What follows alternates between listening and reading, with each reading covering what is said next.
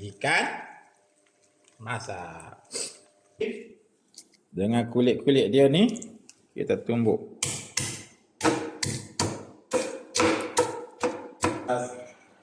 Goreng terus. Ini nak buat minyak dia.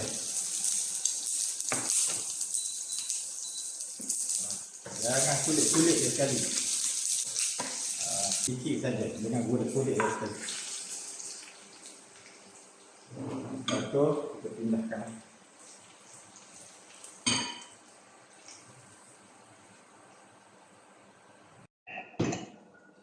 Kunyit hidup,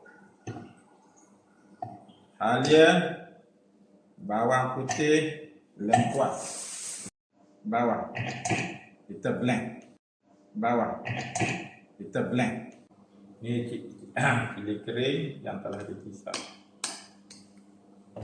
Letak serai,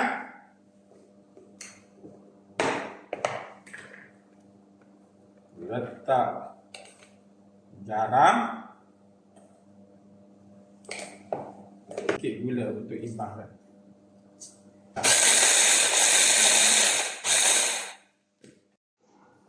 Santan saya ada lebih, so ikan tilapia yang telah dicuci dengan asam jawa kita rendam dengan santan. Ini option. Nak bagi lebih berlemak pisang,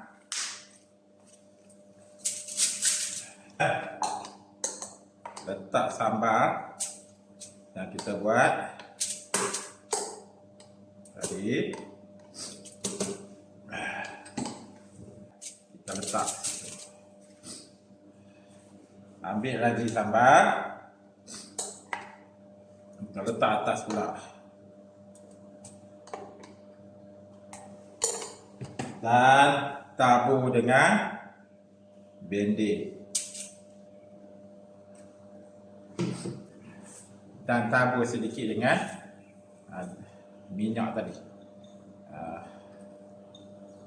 bawang putih, minyak ni. Dan letak juga